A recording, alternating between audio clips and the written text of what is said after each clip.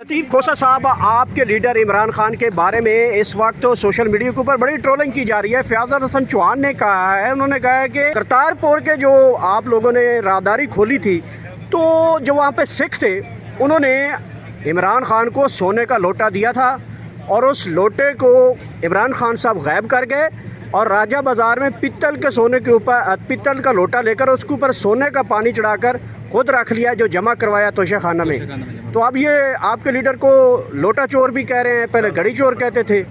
जो गद्दार शख्स हो वो अगर उसने खुद जाके लोटा ख़रीद करके उसको किया होगा तो किया होगा। गद्दारी करके फिर इस किस्म के बयानात देना तो उन्हीं से पूछिएगा। ऐसा लगभग और फजूल बात जो है ये अगर होता तो आपका क्या ख्याल है कि उन्होंने ऐसे वाहियात जो है इद्दत वाले केस बनाए।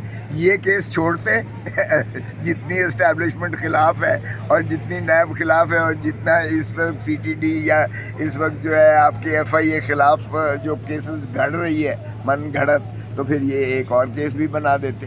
तो इसका मतलब है ये ऐसी बातें करते हुए शर्म आनी चाहिए। फयाज़ हसन चौहान के कहने के ऊपर एक नई FIR या नया मुकदमा हो सकता है लोटा चोरी के ऊपर भी? नहीं, उसी के खिलाफ ज़रूर होना चाहिए। फयाज़ुल हसन चौहान के ख़िलाफ़ होना चाहिए।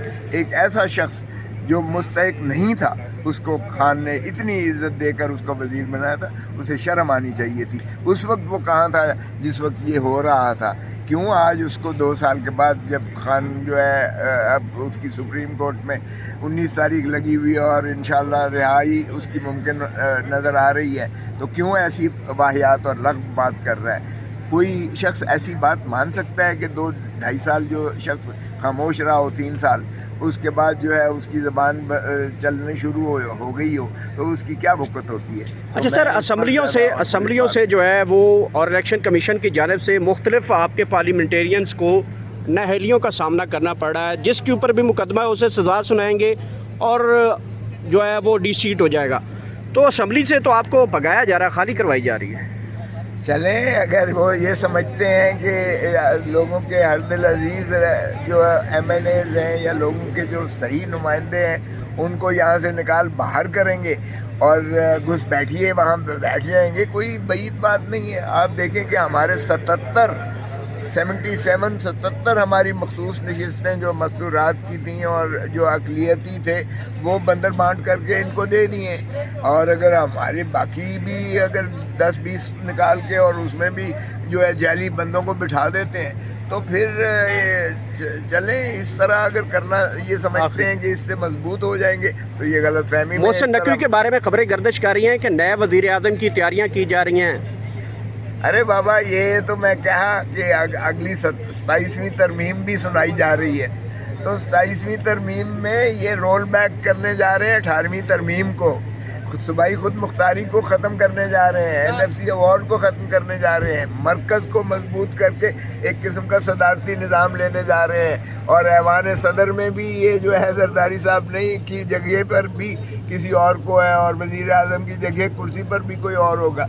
ये सारे फिर अडियाला जेल में खान साहब के साथ मिलकर फिर ये जो है कोई लाया है अमल। तो जरदारी साहब आपके बड़े बड़े दोस्त हैं, आपसे कोई मशवरा हुआ है? आपने समझाया कि 27वीं आ रही है, ज़रा पहले हाथ पैर जो है वो संभाल लें? मैं आपकी तवस्सुत से बता रहा हूँ, और पहले इतनी खबरें क्यों गर्दिश करती रहीं कि ऐवान सदर में कोई और आ रहा है और इनको तरदीद करना पड़ी और उनको जो है कहना पड़ा वगैरह वगैरह। तो आपको समझ आनी चाहिए कि भाई जब इस तरह की अफवाहें उड़ती हैं तो उसमें कुछ ना कुछ तो होता है। सर, वज़ीर आज़म साहब मोहसिन नकवी साहब आ रहे हैं और सदर पे कौन आ रहा है, ये ज़रा वाज़ेह कर दें। सदर पे देखें, जाहिर है कि उनका जो है गाड़ी उनकी जाने नहीं दी गई है वहाँ वाइट हाउस में अमेरिका में, क्योंकि वो गाड़ी सिर्फ सदर की ही जा सकती है।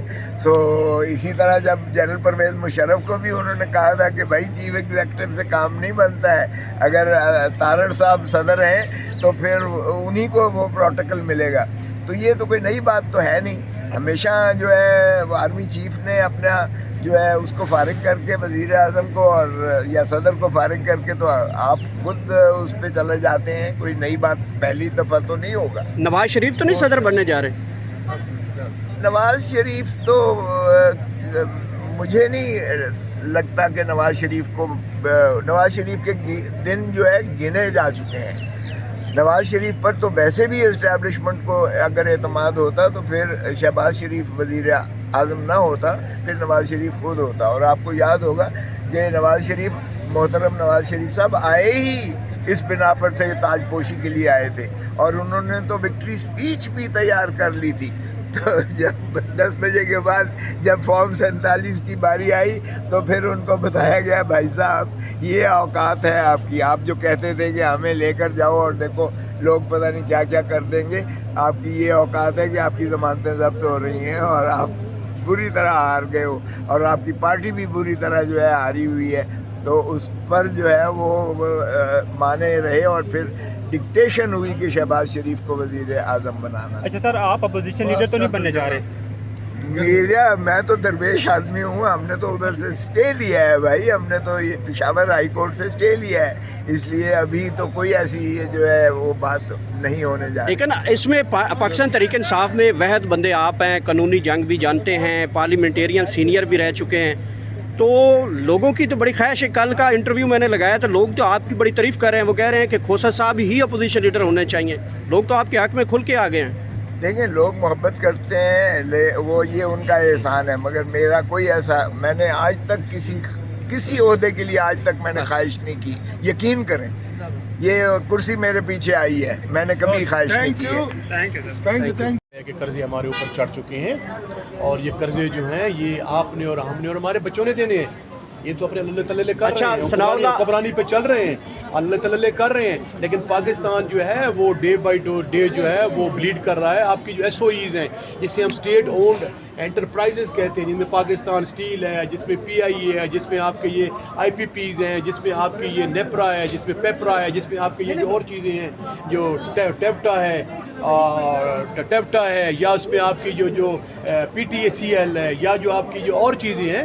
اس میں چونکہ پبلک اکاؤنٹس کمیٹی کا ممبر ہوں, اور جو میں امبیزلمنٹ دیکھ رہا ہوں, جو میں یہاں پہ ڈھانچے دیکھ رہا ہوں, تو آپ بھی بیٹھتے ہیں میڈیا کے اندر. ہم نے ہماری کمیٹی نے پچھلے 5-6 ماہ کے اندر 120 ارب روپے کی ریکوری کروائی ہے. وہ قوم کس کا پیسہ ہے؟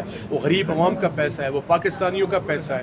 اور ہم نے دیانتداری سے اور ایمانداری سے خدا کو حاضر ناظر جان کے, اللہ کو حاضر ناظر جان کے اپنے اس پاکستان کے 1-1 روپے کی ہم نے یہ عہد کیا ہوا ہے کہ انشاءاللہ ہمیں اپنے پاکستان کے 1-1 روپے کی نہ صرف ہم تحفظ کریں گے, حفاظت کریں گے, اور ان کی ہر جگہ پہ جو ہے لڑائی کریں گے پاکستان کی سلامتی دفاع کی, تب یہ ملک آگے بڑھے گا. اچھا ثناء اللہ مستی خیل صاحب یہ بتائیں, ایک منٹ, امتیاز دیا جا رہا ہے, اس میں وفاقی وزیر اطلاعات بھی شامل ہے اور بہت سے لوگوں کو دیا جائے گا, اس میں کچھ میڈیا کے لوگ بھی شامل ہیں. کیا کہیں گے آپ, کیا پی ٹی آئی پوری سے وہ پاکستان میں ایسا بندہ نہیں سکتا امتیاز؟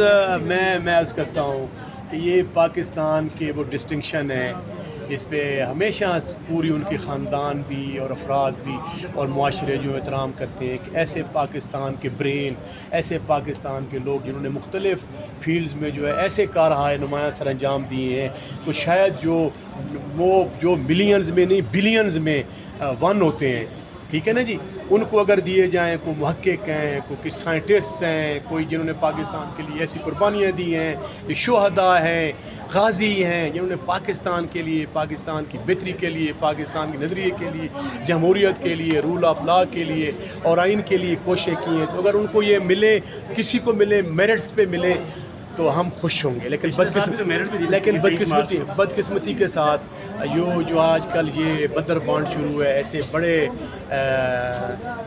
ایسے بڑے میں سمجھتا ہوں کہ ساری زندگی انسانوں کی کوشش رہتی ہے کہ